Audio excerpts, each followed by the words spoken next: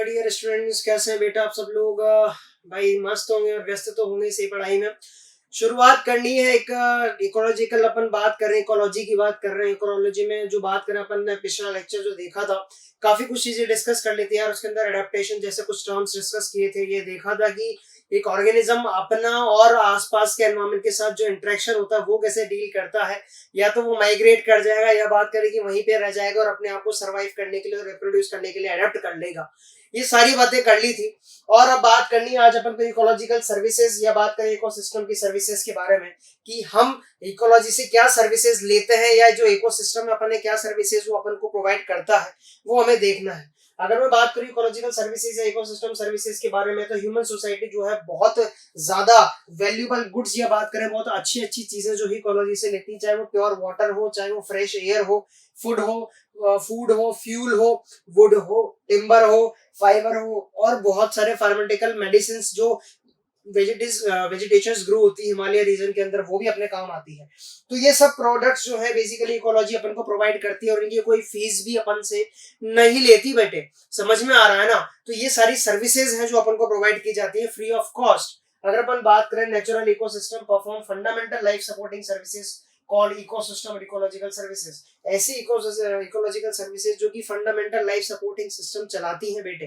बात करें अपन किसकी यार, एयर की बात करें, प्योर वाटर की बात करें, फ्रेश वाटर की बात करें, लेक्स की, रिवर्स की, पॉन्ड्स की बात करें तो इकोलॉजिकल सर्विसेज ही तो है ये। क्या फीस ली जाती है क्या इनकी? ना।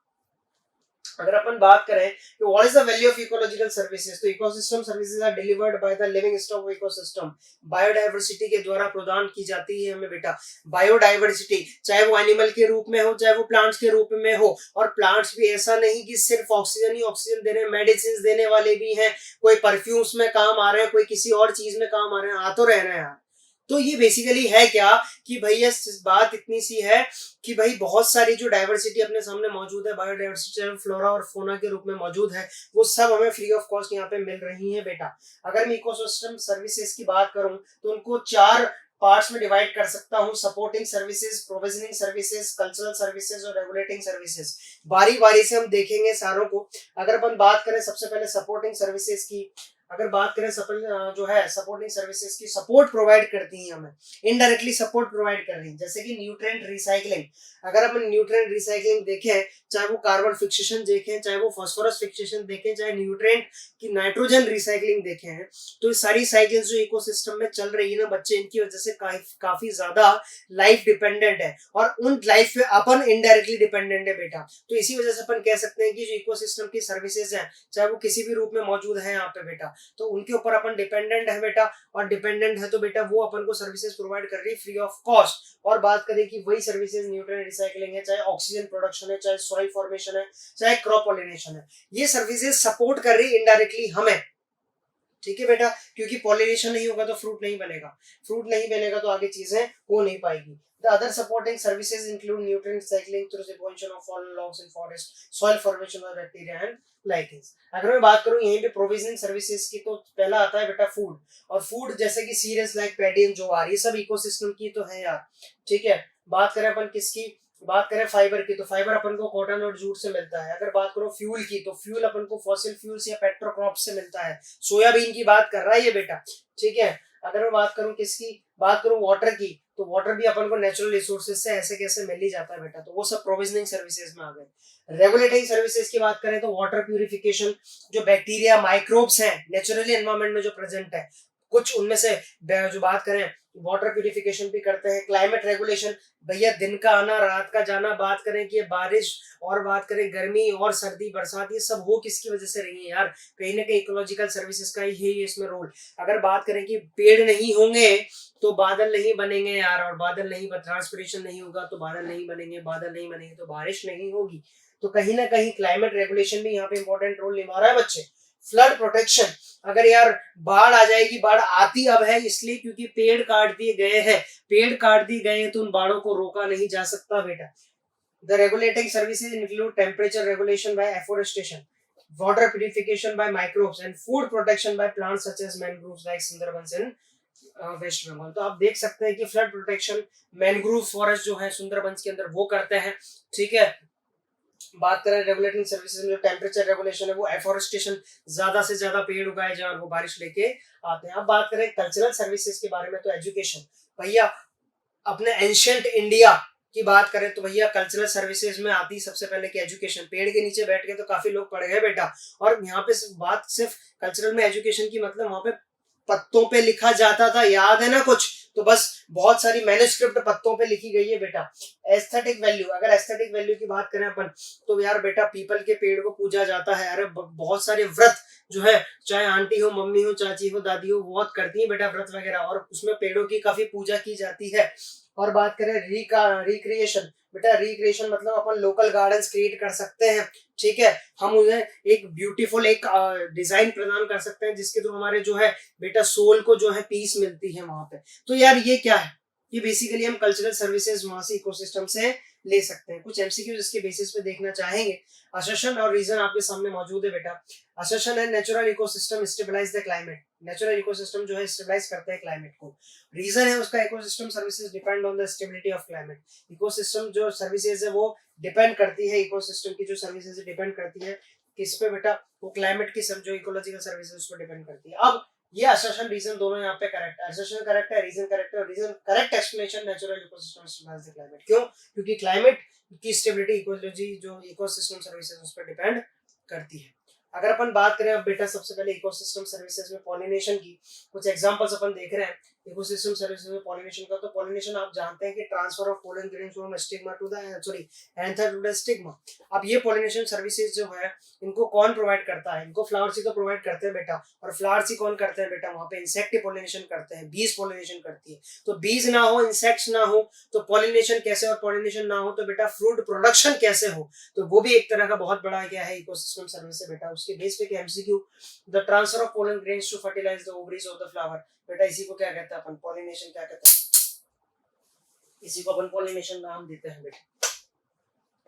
अगर अपन बात करें आगे, most important pollinator for agriculture purpose, agriculture purposes के लिए मोस्ट इंपोर्टेंट पॉलिनेटर का नाम अगर लिया जाता है बेटा, तो वो लिया जाता है बेटा बीज का। हनी बीज बहुत ज्यादा पॉलिनेशन जो है करती हैं। अगर नेक्स्ट टॉपिक देखें इकोसिस्टम सर्विसेज का, जैसे कि carbon fixation and oxygen release.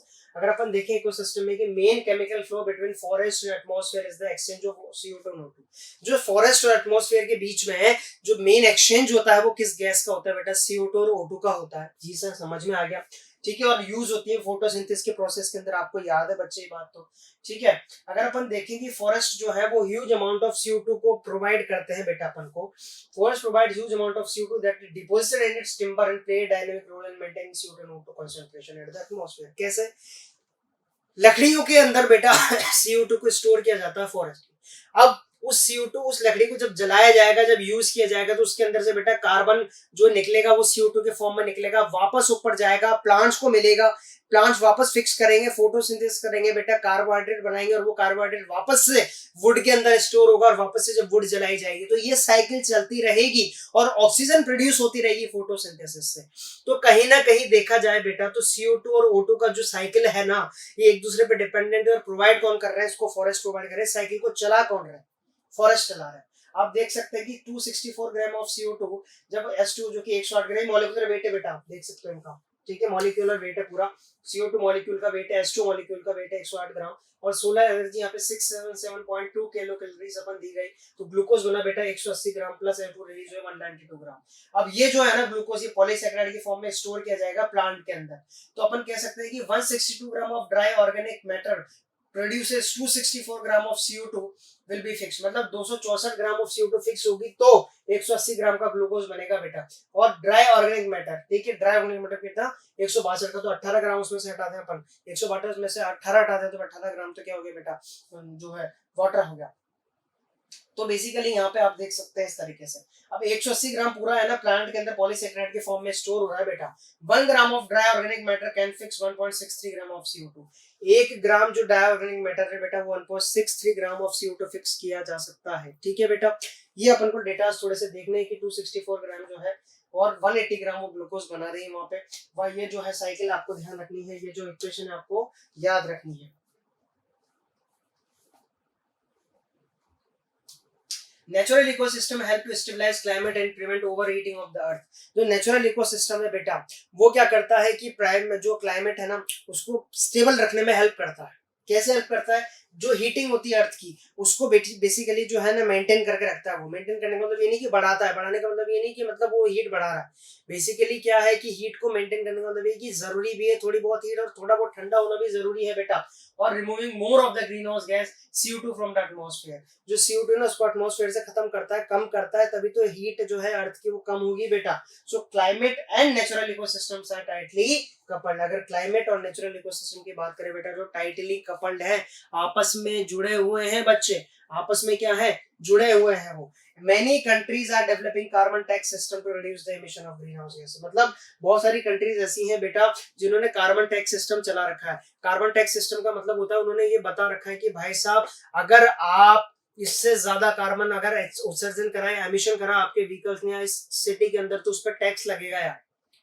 ठीक है, इतने ग्राम ऑफ कार्बन एटमॉस्फेयर के अंदर है तो उस पर टैक्स लगने वाला है। अगर मैं बात करूं इकोसिस्टम सर्विसेज में ऑक्सीजन रिलीज की, तो atmosphere of the earth has a different composition of gas. Atmosphere जो अर्थ का है उसका बहुत डिफरेंट कंपोजिशन है बेटा। All heard that trees produce oxygen, but how much O2 is that? कितनी ऑक्सीजन रिलीज, सबने सुना है कि ऑक्सीजन रिलीज की जाती है, पर कितनी ऑक्सीजन रिलीज की जाती है? The amount of O2 produced by a tree depends on species, its age, its health. कितनी O2 प्रोड्यूस करेगा एक ट्री, वो उसकी हेल्थ पे, वो उसकी बेसिकली बात करें अपन, उसकी जो हेल्थ है, उसकी एज है, उस पर डिपेंड करता है कि कितना वो बात करें वहां पे O2 प्रोड्यूस करने वाला है अपन। The trees and planktons play big role. Trees और प्लैंक्टन्स वो भी एक अहम रोल प्ले करते हैं बेटा। A mature leafy tree produce as much as oxygen in a season as 10 people in a year। एक मैच्योर ट्री जो है ना, एक सीजन के अंदर इतनी एयर बना देता है बेटा जितना 10% एक साथ एक ईयर के अंदर लेते हैं। तो 10 लोग जब एक ईयर के अंदर लेते हैं ना जो सांस, वो 10 लोगों की सांस जो है, वो एक ऑक्सीजन जो है वो एक ट्री बनाता है बेटा। तो कितना इंपॉर्टेंस यहाँ पे है ट्री का अपनी लाइफ के अंदर। अगर अपन बात करें कि submerged macrophytes release oxygen and dissolve oxygen in water. Submerged macrophytes का मतलब है जो जू प्लैंक्टन्स होते हैं, या फिर बात करें फाइटोप्लैंक्टन्स होते हैं बेटा, वो रिलीज करते हैं ऑक्सीजन को and dissolve oxygen in water. और वो डिसॉल्व ऑक्सीजन को वहां पे जो है, अपन साइनोबैक्टीरिया की भी बात करें तो बेटा वो भी क्या है, वो भी वहां पे जो है वो कर रहे हैं, ऑक्सीजन रिवॉल्व कर रहे हैं वहां पे। अगर अपन बात करें micro organisms also contribute to the oxygen release in direct and indirect. दोनों वेज में जो है माइक्रो ऑर्गेनिज्म ऑक्सीजन रिलीज में हेल्प करते हैं। अगर मैं बात करूं साइनोबैक्टीरिया की, तो वो तो भैया फर्स्ट ऑक्सीजन इवॉल्विंग थे, उनको कैसे भूल सकते हैं अपन। Some bacteria contributed in indirect way. Example, degradation of organic compound करते हैं सबसे पहले वो, ठीक है, बाय बैक्टीरियम। और उसके बाद बात करें CO2 जो है प्लांट्स यूज करता है और O2 रिलीज करता है। तो डिग्रेडेशन जब होता है ना ऑर्गेनिक कंपाउंड का बाय बैक्टीरिया, तो ऑर्गेनिक कंपाउंड को यूज कर लेता है, वो प्लांट यूज कर लेता है। अब वो प्लांट यूज कर लेता है तो उसके बाद O2 रिलीज वहां से कर देता है। अगर अपन बात करें किसकी और एग्जांपल देखें degradation of organic compounds by bacteria का, तो सेल्यूलोज है ना। और सेल्यूलोज जो है बेसिकली ये बैक्टीरिया उसको डाइजेस्ट करेगा तो वहां पे कार्बन CO2 के फॉर्म में रिलीज होगा और वहां से ऑक्सीजन भी release. How to sustain ecological functions, कैसे सस्टेन कर सकते हैं इकोलॉजिकल फंक्शंस को। Avoid the uses of pesticides and follow natural pest control method. अगर हम पेस्टिसाइड्स को कम कर दें और नेचुरल पेस्ट कंट्रोल मेथड्स को यूज करना शुरू कर दें तो कम कर सकते हैं। Participate in developing community gardens and tree plantation program. हम चाहते हैं कि इकोलॉजी को मेंटेन करें, तो हमें क्या करना पड़ेगा बेटा, वहां पे इकोलॉजी को मेंटेन करने के लिए हमें बहुत सारी इकोलॉजिकल जो प्रोग्राम्स होते हैं उसमें पार्ट लेना पड़ेगा। Reduce consumption and waste production. जो वेस्ट प्रोडक्शन और कंजप्शन है उसको कम करना पड़ेगा। ठीक है, कंजप्शन को कम करेंगे, वेस्ट प्रोडक्शन को कम करेंगे, तो वहां पे चीजें सस्टेन रहेगी। Support the uses of renewable energy alternatives. जितने भी एनर्जी जो renewable energy source of energy है ना, रिन्यूएबल सन है, विंड है, इनका यूज करते हुए बेटा अपन अगर चीजों को जो है एनर्जी प्रोडक्शन करेंगे, तो वहां पे बेसिकली बात ये की जाएगी कि भाई वहां पे एग्जॉस्ट तो होंगे नहीं, एग्जॉस्ट नहीं होंगे तो ये लंबे टाइम तक चलते रहेंगे इकोलॉजिकल सर्विसेज के रूप में। Use public transit. ठीक है, पब्लिक ट्रांसपोर्ट यूज कर सकते हैं। साइकिल और वॉक टू कंज्यूम नेचुरल। ऐसा नहीं कि भैया 1 किलोमीटर जा रहे हैं तो 1 किलोमीटर तो चल भी सकते हैं यार, इतना तो 200-500 मीटर के लिए बाइक उठा के चलना। अरे गली के नुक्कड़ तक जाना है जिसमें बाइक उठा के चलता है आजकल आदमी, गलत है ना यार। ये पेट्रोल को यूज कर रहा है वहां पे, वो अपनी हेल्थ को भी खराब कर रहा है कहीं ना कहीं। और 3 चीज है, नुकसान पहुंचा रहा है किसको, एनवायरमेंट को। अगर अपन बात करें use native plants in the garden provide habitat for wild life, है ना, हैबिटेट प्रोवाइड करो वाइल्ड लाइफ के लिए। कहने का मतलब चिड़ियाघर में बंद रखने से कुछ नहीं होगा बेटा, उन्हें जंगल में छोड़ो, उन्हें मुक्त रहने दो, उन्हें अपनी इकोसिस्टम को मेंटेन करने दो। और इसके अलावा हमें प्लांटेशंस करने चाहिए जितने कर सकते हैं, गार्डन्स बनाने चाहिए जितने बना सकते हैं, वही यूजफुल है बेटा। Choose products that conserve resources, minimize waste and reduce और एलिमिनेट एनवायरमेंटल डैमेज। ऐसे प्रोडक्ट्स को यूज करें जो कि रिड्यूस करें किसको, एनवायरमेंटल डैमेज को, ना कि उसको बढ़ाएं। समझ पा रहे हो मेरी बात को, एनवायरमेंटल डैमेज को जो रिड्यूस करें उन प्रोडक्ट को यूज करना है, ना कि उनको जो एनवायरमेंट को डैमेज पहुंचा रहे हैं उनको बंद करें और उनको यूज करें जो एनवायरमेंट को यूज करें। जैसे कि आप देख सकते हैं यहाँ पे प्लांटेशन अपन कर रहे हैं, तो प्लांटेशन करना बहुत जरूरी है। एमसीक्यू कुछ डिस्कस करना चाहेंगे बेटा। विच बैक्टीरिया रिलीज ऑक्सीजन डायरेक्टली, कौन सा बैक्टीरिया ऑक्सीजन डायरेक्टली रिलीज कर सकता है? सर यहाँ तो ब्लू ग्रीन एल्गी ही आंसर जाना चाहिए, साइनोबैक्टीरिया, बिल्कुल। और इसी तरीके से अपन ने बात करी उन इकोलॉजिकल सर्विसेज की जो प्रोवाइड की जाती हैं बेटा प्लांट्स के द्वारा और इकोसिस्टम के द्वारा प्रोवाइड की, चाहे वो ऑक्सीजन की बात करी हो, चाहे वो अपन ने बेटा कार्बन फिक्सेशन की बात करी हो, चाहे वो फोटोसिंथेसिस की बात करी हो। समझा है, जाना है, देखा है कि भैया क्या होता है गेम, किस तरह से जो इकोसिस्टम सर्विसेज प्रोवाइड की जाती है प्लांट्स और उनके द्वारा। बाकी बातें जो करनी है अपन को इकोसिस्टम के बारे में वो करेंगे अपन अगले लेक्चर में। तब तक के लिए thank you and take care.